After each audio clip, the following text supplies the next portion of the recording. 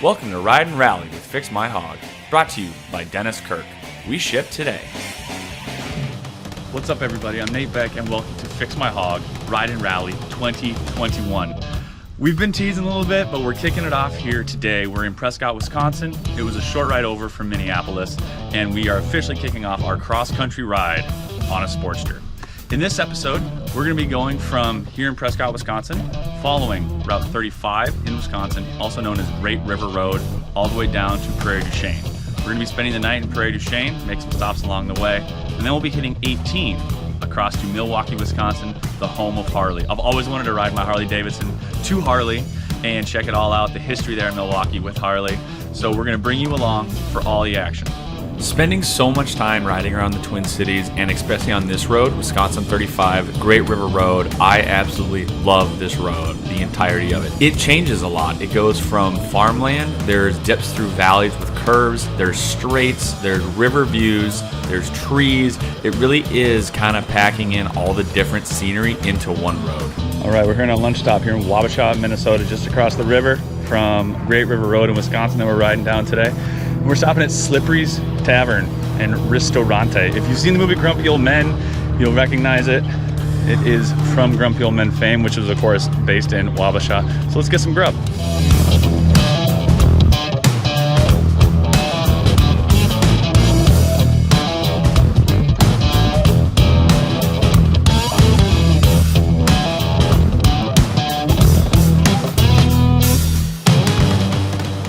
Not only are the views great on Great River Road, but every 20 to 30 miles you go through these great classic, old school, small American towns that really break the ride up nicely, like this one here. All right, everybody, we've made it to Prairie du Chien. What an awesome ride. Right along Great River Road the whole way, staying comfortable thanks to Dennis Kirk. We are going to hit up some local establishments now that the bike is parked, and we will be back on it in the morning to head to Milwaukee to take our Harley home. All right, stay tuned. What's up, everybody? We're here in Prairie du Chien, Wisconsin, and we're headed to Milwaukee today. This is a ride I've wanted to do since I got my Harley 6 years ago, and I'm so stoked we're doing it on Fix My Hog, Ride and Rally 2021. It's gonna be a pretty easy ride today. We're heading east on 18 to hook up with 94 in Madison, and it's only a couple hundred miles, so we should be getting into Milwaukee with plenty of time to hang out, see the sights, and then we will also be in Milwaukee tomorrow, visiting the Harley-Davidson Museum, going to the Juno factory, and going to where the original shed was at the Davidson home. So we're gonna get suited up, get on the bike, and we're gonna hit the road.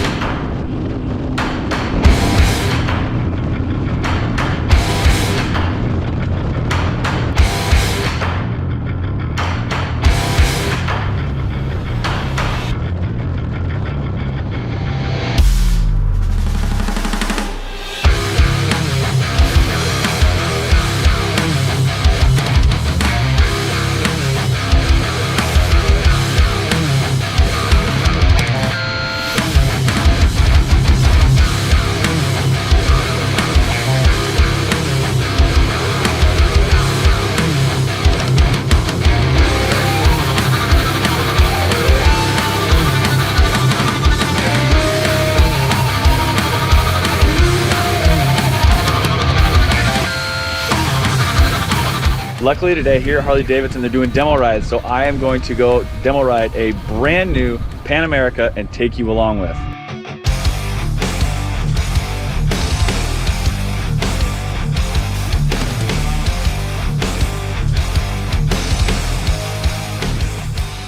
First jumping on a Pan America, you know, I'm so used to riding my Sportster or Heritages, lowriders, Road Kings, choppers. You know, my riding position has always been legs out in front and kind of stretched out. When you hop on a Pan America, actually though, the riding position is more like a sport bike. Your legs are tucked up under you and the pegs are a lot more narrow. So it was a little weird getting used to, but the riding position was actually pretty comfortable.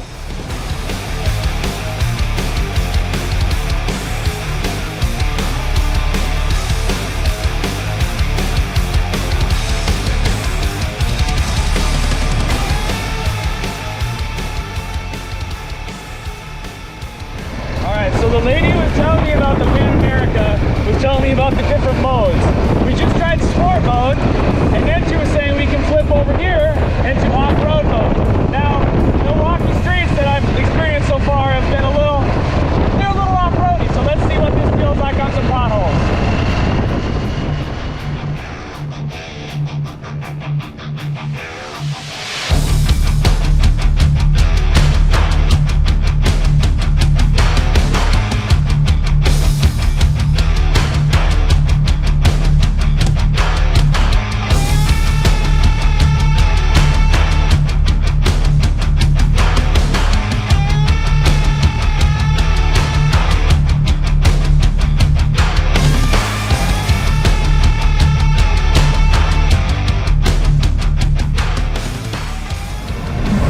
The other thing she was saying is this bike, it likes to ride higher because it's an off-road bike, and when you're coming up to a stop, it will automatically lower, and you can feel it, and it feels pretty cool.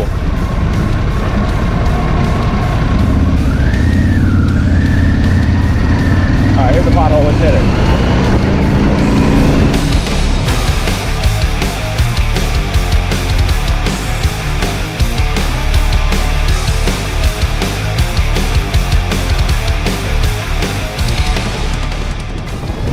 The only time in my life on a Harley I've actually aimed for potholes. Wow, what a killer, absolutely killer machine coming out of the Moco. Sure, this suspension on my Sportster.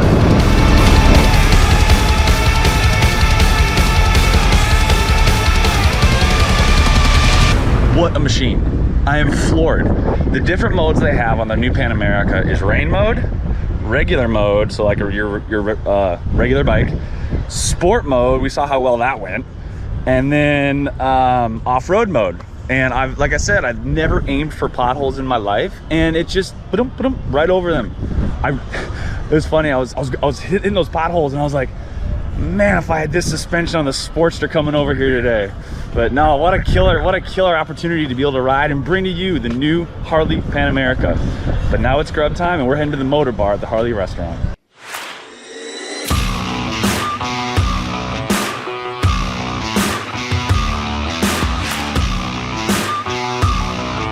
All right, so we just had an awesome lunch at the motor bar, and we're gonna now head to the hotel, check in, get settled in, and then head to Fuel Cafe, and we will bring you along with everything. The plan is tomorrow we're gonna go to the Juneau plant and factory, and then we're gonna go to the site where the original Davidson home was with the original shed, and then we're gonna come back here to the museum and go through it and bring you all the goodness.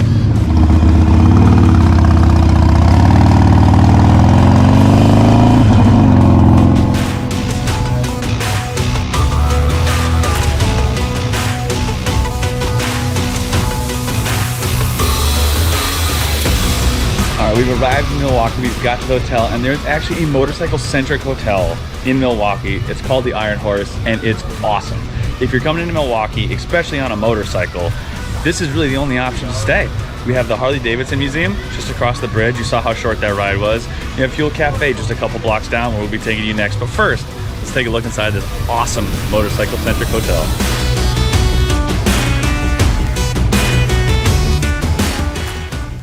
So I'd actually been to the Iron Horse Hotel previously when I was here with Fix My Hog right as the pandemic was hitting, and no one really knew where to go because actually the governor of Wisconsin shut down the state as everyone was checking in. And the owner of the Iron Horse was so cool that he was like, everyone come here, let's hang out, because the whole motorcycle industry was in Milwaukee. And that was when I, first walked into the Iron Horse and thought it was the coolest hotel I've ever been in. I mean, how do you beat this?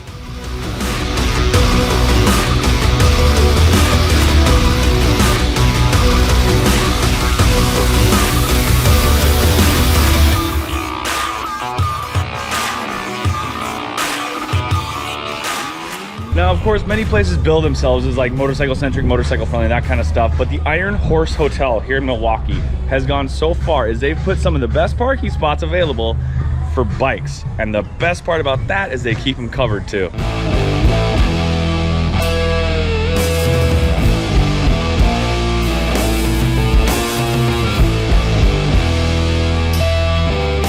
But right now we are headed to Fuel Cafe. Fuel Cafe is actually right down the road from the Iron Horse Hotel and really close to the Harley-Davidson Museum as well. Fuel Cafe is actually owned by Scott from Mama Tried. Mama Tried is a chopper show that happens here once a year, and it started, I want to say 7 or 8 years ago. Of course, Corona kind of screwed that one up. But I mean, he wanted to celebrate. He started Fuel Cafe before Mama Tried, and he wanted to continue celebrating old school Harley, DIY, do it yourself, wrench on your bikes, that passion that we all at Fix My Hog have. And so we kind of branched out from Fuel Cafe, started Mama Tried. It's exploded. We've covered it a few years now. Make sure to check those videos out if you haven't seen them. So anyways, we're headed to Fuel Cafe right now. While it won't be as crazy as it is during Mama Tried, and I doubt there's gonna be anyone jumping bikes off the bar, which has happened, we're gonna go check it out and get some grub. So we'll see you there. So Fuel Cafe has become one of the spots in Milwaukee to be if you are a motorcyclist. Not only do they have great food, great bar, bikes in the bar, and of course the parties during Mama Tried at Fuel Cafe are insane.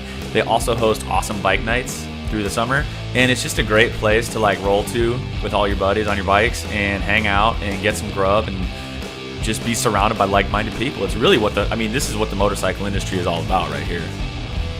Good morning, everyone. We're here in Milwaukee, and we're starting today here at Harley-Davidson Corporate. So this is their Juneau address. It is where the original factory was. Up until 1973, they still produce bikes here, and it's where the offices are still. Now, this building was actually started to be built in 1910 from when they moved out of the original shed that unfortunately was demolished during the building of this, which now they have the replica shed at the museum. But today's Harley Day, so we wanted to start it here at the Juneau factory. Now, we all know the legend of the first Harley-Davidson. It was built in a 15 by 10 foot shed at the Davidson home. Now, Harley's all about heritage, and that's why we love it so much. So what we're gonna do is I'm gonna take you on a ride from the factory here on Juneau Avenue in Milwaukee to the location of where the original shed was. And it's really not that far. They never strayed that far from their roots. So let's hop on the bike and we'll head over there. So here we are at 38th and Highland Avenue in Milwaukee, Wisconsin. Right here you see behind me is a parking lot that's gated, and this is actually Miller Coors now, but this is the site of the original Harley-Davidson shed and the Davidson home, where everything that we love was started. Now, as I said, we didn't really go that far. I didn't even make it out of first gear after leaving the Juneau plant, but you can see how much Milwaukee means to Harley-Davidson. It started here, and then it moved to here, and it is still there 100 years later plus. So that's awesome. That is heritage. That's everything that we love as Harley riders. All right, so next we're gonna head to the museum and check out all the history there.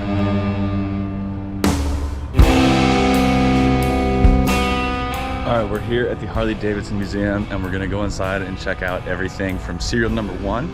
They have a bunch of bikes from 1903 all the way up until modern times, but one of the most impressive is the 1903 to, I believe it's into the 1940s section up top down a big road. That's really cool.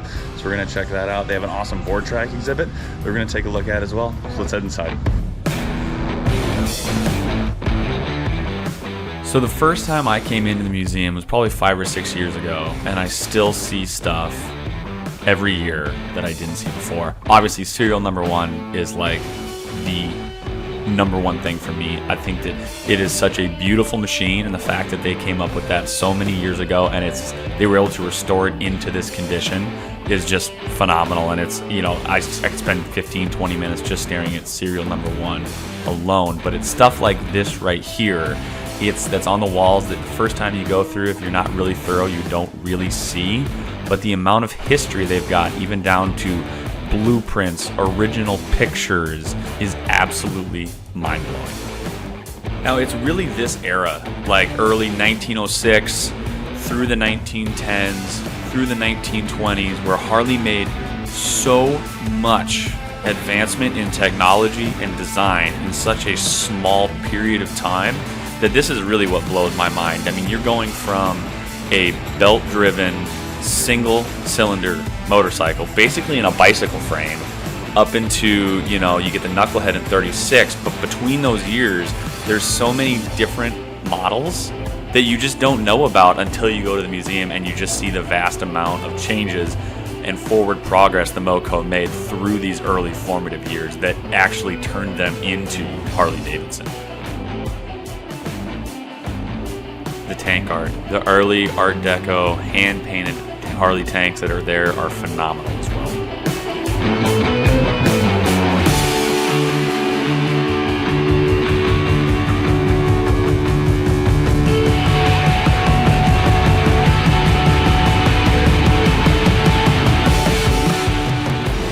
You know, and as people who wrench on their own bikes, seeing the early blueprints like this and, you know, the left side, right side lubrication charts where you had 47 lubrication points, that's insane.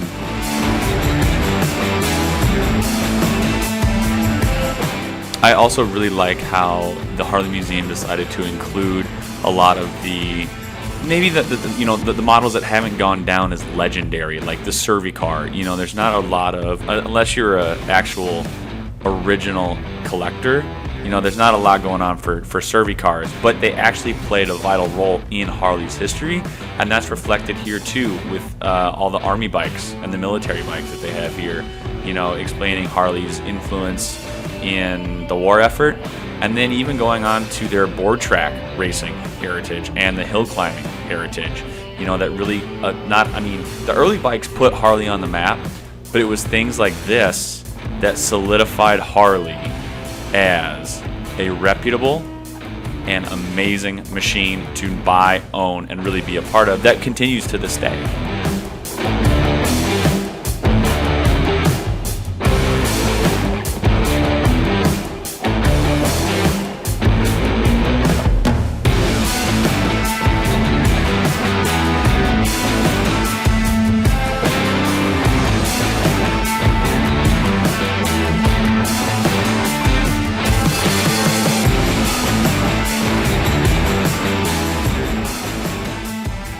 Yes, of course, the early Sportster. I love seeing, you know, riding to the museum on my Sportster and then seeing the early Sportster obviously is insane. On the bottom floor here, they have a lot. They really go into the customization era of Harley, getting into like the 60s and 70s when people were just going crazy, like we see here in this double-engined knucklehead creation that's just, you know, out of this world, like showing there really isn't a limit to what you can do with your bike, and Harley loves that. Of course, Harley has cemented themselves in American movie history as well, as seen here and celebrated by one of the Terminator's bikes, the Fat Boy. All right, and that's it for episode 1. Thank you so much to the Iron Horse Hotel for having us. Man, this is a great place to stay when you're coming to Milwaukee to check out all the Harley history. Not only are the rooms great, but the food's great, the staff's great. And I mean, how can you beat it when you get a shovel head in the lobby? So that's it for episode 1. We're gonna take our boots off, take back for one more night here before we hop on our bike and head to Lafayette, Indiana. Make sure you stay tuned to fixmyhog.com to watch for that next episode's coming. And again, thank you so much to Dennis Kirk for keeping us comfortable and looking good on the road. Until next time, ride safe, wrench safe, and we'll see you from the road. For more information on products featured in this video, visit DennisKirk.com.